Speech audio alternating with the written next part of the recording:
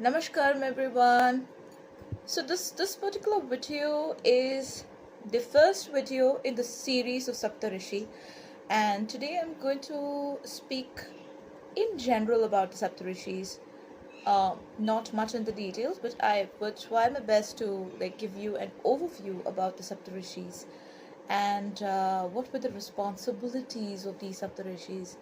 And I'm making this video in English because not everybody understands Hindi, so this particular video is for everybody to understand, listen to, and comprehend. And if in case you have any questions, you can always write down to me below, and please be respectful because this is a real hard work research that I am doing towards creating an awareness amongst people of Sanatan Dharma.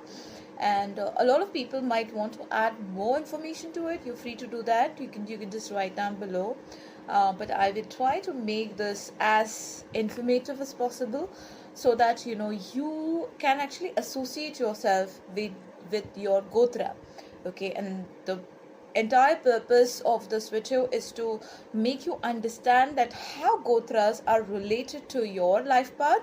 And when you look back and try to understand your Saptarishi, you will also be able to understand and recognize what you're meant for in this birth. So let me begin with this video. If in case I get lost in between because there's a lot of information, I might refer to my book, I might refer to my research pages.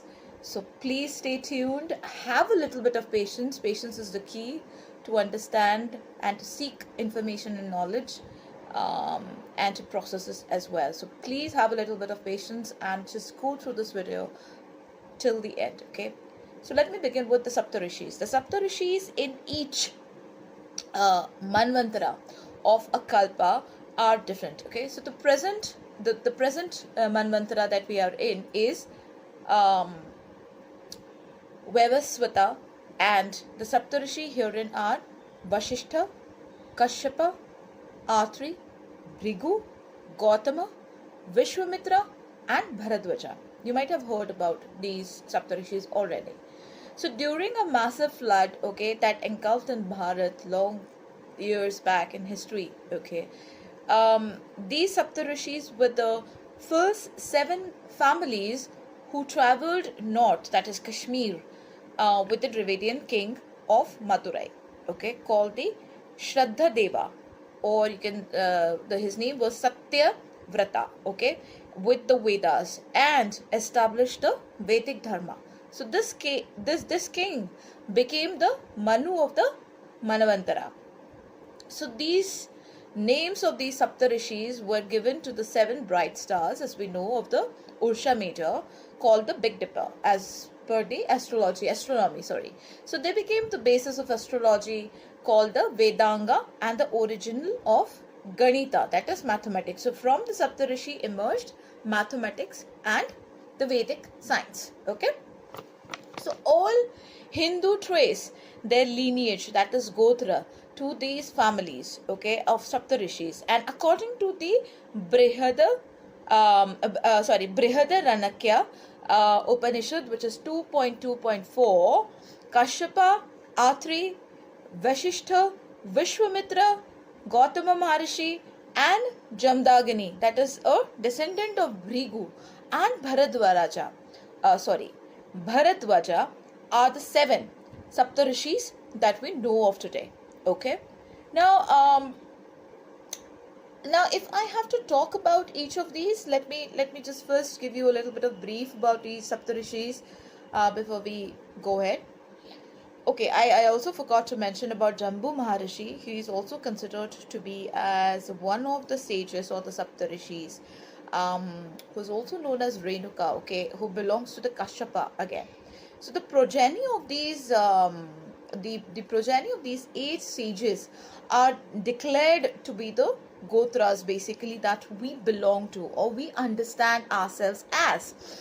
And this enumeration of 7 primary and 1 secondary Gotra seems to have been known to Panini. Okay, so the offspring, that is Apatya, of these 7 are Gotras, and other than these are called as the Gotra Vyaya, means Gotras from the Gotras.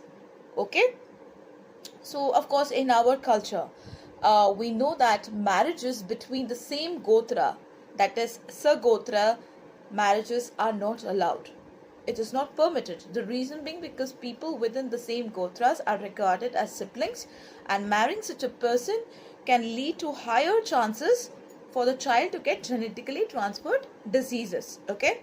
And also in most, almost every, all Hindu families, marriages within the same Gotra is not practiced in any religion, I believe. And like especially in Sanatan Dharma and any within our Hinduism, marriages within the Gotra is not something which is considered also. Okay. Marriages within the same jati, that came into existence later, much later in the modern practice, caused by the huge immigration force that, leading to constant invasions and wars. That has actually changed a lot in India, but initially this was not allowed. Okay, so there are many individual stories, of course, of these Saptarishis, which I will try to cover as much as possible in my next video. But to cover it in one video is going to be a little difficult. I will try to get into the depths of each of them, but just for an introduction, I'm going to speak about all these 7 Saptarishis. Now, we all know that these Saptarishis were given the credit for writing down the hymns in the Rig Veda and other Vedas, okay? But each Saptarishi was allotted to different work, okay? You can try and relate your own self with these Saptarishis, or your inclination towards a particular Saptarishi will decide, or your inclination towards a particular work will decide which Saptarishi you belong to. Like, for example, Maharishi Kashyapa is the father of all the Adityas, okay, and Daityas from his wife Diti, okay. So he also founded Kashmir. Here Kashmir means the north, okay. Kashmir, shortened form of Kashyapa Mira, which is named after him, okay. So his sons Aditya were later used to be symbolically represented as the Devas.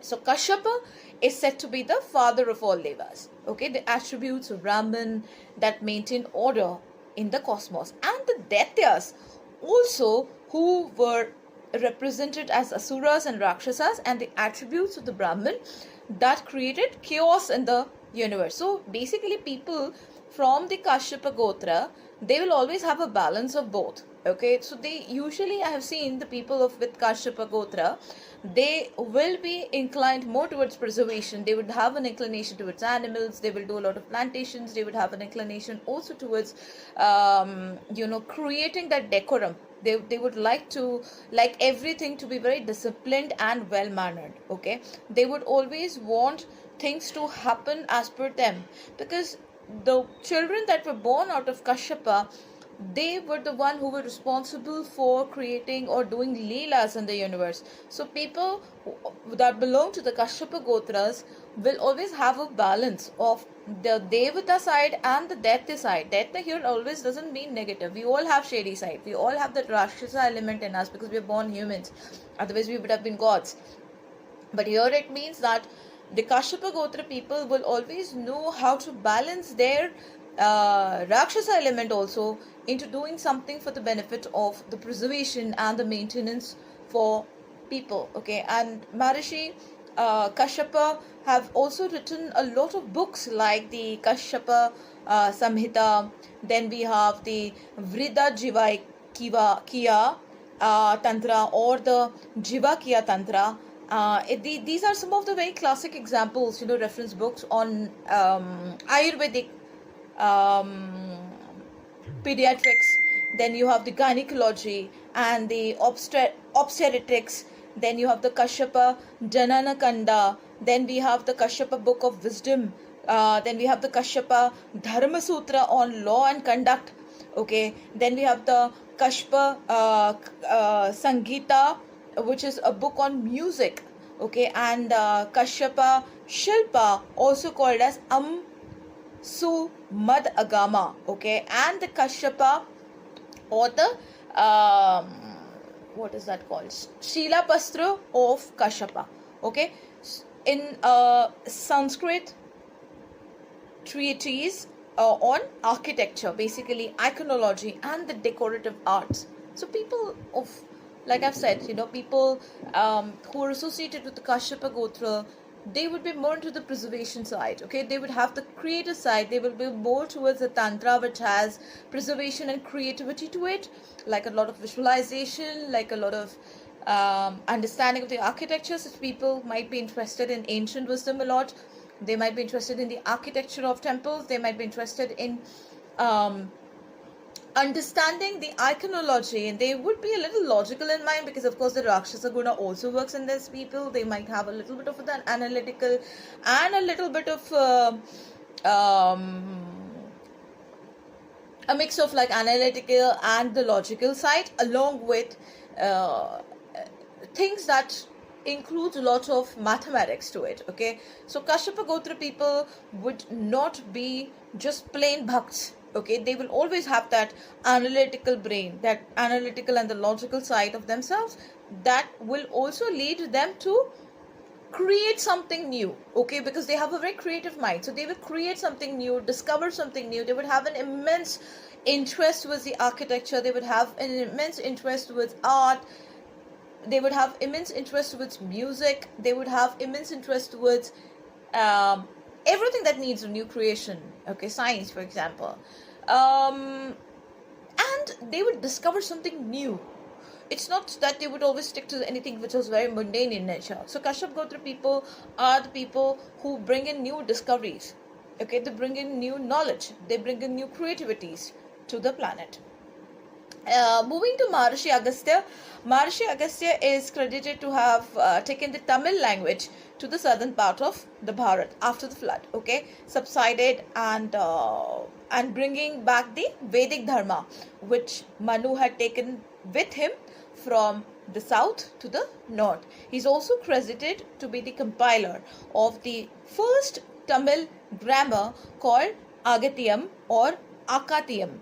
Okay, and he's regarded as the founder of Silambam, an Indian martial art from present Tamil Nadu, and Varmam, a science of healing using Varmam, which is the vital points for various diseases, of course, which is also utilized by practitioners of the southern form of Kalari Payattu, an Indian martial art from Kerala. Okay, so Maharishi Agastya is also attributed to the author of what is that? Agastya Mata.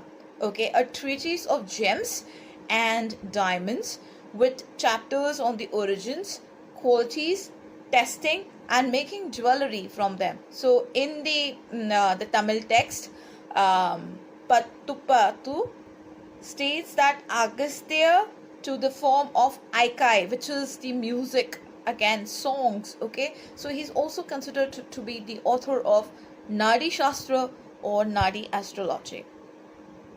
Okay, so as we can see that again Maharishi Agastya Muni is said to be the doctor. He was said to be the healer. He was said to be the guru of Chikitsa, and he could bring in that information for mankind, which mankind was unaware of. So Agastya Maharishi is often associated with healing abilities of a person. He is often associated with Nadi Shastra, Nadi astrology, again something which is very ancient in nature, something which needs a lot of creativity, innovation. And he is also said to be somebody who excavated in the sense that such people who belong to Maharishi Agastya will always have that deep driven knowledge, that they want to get into the depth of the earth. They want to dig deeper inside everything to come out with an information. So such people are very good researchers. They can be extremely good healers. They can be extremely good doctors. They can have a special inclinations to it, Ayurveda. They would always be experimenting and experiencing things which are very deep driven. Okay, they would like to look and find for themselves, which is very much related to the earth, which is very much related to the uh, you can say the geology. Okay, so such people are very much deep driven into the earthly stuff and finding out the information out of everything. These people can be very good historians also. These people can be excellent architectures, healers also. Okay, so people who belong to Maharishi Agastya are seen to be extremely good with their healing modalities, and such people can actually um, get deeper into the human body to understand what exactly is going on with the system, with the body. Um, so, Maharishi Agastya is a very unique rishi in the sense that he was somebody who could sense and find out everything within the human system and was able to give a solution to it. We spoke about the last one was Agastya Muni, and now we are going to speak about is Vishvamitra. We all know that Vishvamitra gave us the most brightest, the most illuminated mantra of the universe, which is the Gayatri mantra of the Rig Veda. And I don't think I need to explain any further on Vishvamitra, because we all know the story of how he transformed his life from being a warrior to a rishi, to a maharishi, and to a Saptarishi who gave us the Gayatri mantra.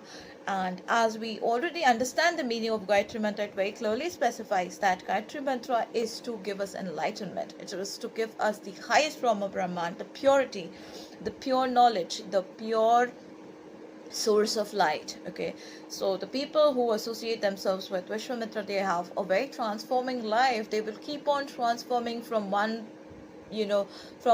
form to another. Such people can be kings, but they can turn into sages. Okay, they have that capacity to transform their lives. Okay, such people can all of a sudden bring something to the table which is way beyond human comprehension or understanding. So the people who belong to the Gotra of sage Vishvamitra, they all of a sudden can turn into scientists. They can all of a sudden turn inward and bring something extraordinary to the human mind. And initially they might look like any mundane people, any random people, like normal laymen, but then all of a sudden their life transforms and they become somebody very unique. Okay, so of course the people that belong to sage Vishvamitra, they are here to bring in a lot of glory, a lot of information to the human mind. Okay, so Vishvamitra defines pure wisdom, pure intelligence. Okay, so people who belong to Vishvamitra Gotra, they will be extremely wise, they'll extremely be intelligent, they will have a special capacity and capability to be able to comprehend things easier and faster. Moving to the Maharishi Gautama. Maharishi Gautama is said to have created the river Godavari, which is also known as Gautami. Okay, I will find out a little more about Maharishi Gautama going forward, because I don't have much of information about him. The next Maharishi is Maharishi Atri. And Atri wrote the Atri Samhita. He's one of my very favorite Maharishis, where that talks about yoga and ethics of living, self-restraint, charity, and compassion. So he's a sage of pure love, emotions, tantra, yoga, ethical conduct. So these rules of conduct aimed at Brahmins, especially because these were the people who had Brahma knowledge, and it was important for them to maintain order and decorum in the society, to be able to obtain that information directly from the universe. And these Brahmins of the Vaikhananas, okay, traditions are still followed by the Vaikhanasas, okay, community in the South India. Okay, this was one of his work. I'll again speak more about Maharishi Atri, because the more I speak about these Maharishis, the less it is. And it's also it will take a little while for me to be able to cover everything about them. But yes, I'm trying to do my best. Okay, so the next Maharishi is Maharishi Bharadvaja. The Maharishi Bharadvaja is credited to have written many books. Okay, a treatise on archery, called as Dhanurveda. Okay, if you've heard about it, again, the warrior spirit is coming from him. So it's a kind of a weapon. So he had a lot of information and knowledge about weapons. So such people can, the people who belong to the Bharadvaja, they might be warriors by nature. They might have that instinct to recognize and see through things. They can recognize enemies very fast, and they can end up being in the defense. They can be warriors within themselves, even if they are not in the defense. Okay, so Bharadvaja Samhita, again a Pancharatra text. Okay, Bharadvaja Shrota Shutra. Okay, and the Graha Sutra, okay, a ritual and rites of the passage text, the Niti Shastra treatise on ethics and practical conduct, because whatever we learn, we study, we need to also practice and imbibe that into the us. So such people, especially the people that belong to the Bharadvaja Gotra, they would have always that ethical and practical approach to life. Okay, so Bharadvaja theories on the medicine and the casual phenomenon are described in the Charaka Samhita. Okay, so Bharadvaja Shiksha is one of the most ancient Sanskrit treatises on phonetics. Okay, so you can imagine where you're coming from. Moving to Maharishi Bhrigu. He wrote the very famous book of astrology. We all know about the Bhrigu Samhita. Okay, so he was the first compiler of the predictive astrology, which we practice even today. So he compiled and estimated about 50 lakh some horoscopes and recorded the life details and events of each of these people, and this formed a database for further research and study of astrology. So which culminated in the, I think, the birth of the art of determining the quality of time, which we call as Hora also, which is also found in the Brahat Parashara Hora Shastra. Okay, and currently a part of Bhrigu Samhita, as we know, is available in Hoshiarpur, the district of modern day Punjab, and Varanasi district of modern day Uttar Pradesh. People still go there and find information on these things. They want to know about their past lives and how much facets of their present life would be. So these are some of the places where they prefer going. Okay, so Punjab, the Bhrigu thrive on like 500-year-old copy of Bhrigu Samhita to draw the crowds. Okay, so thousands have visited the house of the Bhrigus to divine their future. Everyone from the peons to the presidents have visited them. Okay, so I will come back with a more detailed information about these Saptarishis. So please bear with me. Listen to these videos till the end, and if you want to share any of your feedback, or you want to give me some information that you think that I should cover, please feel free to write to me. Thank you so much, and namaskaram everyone.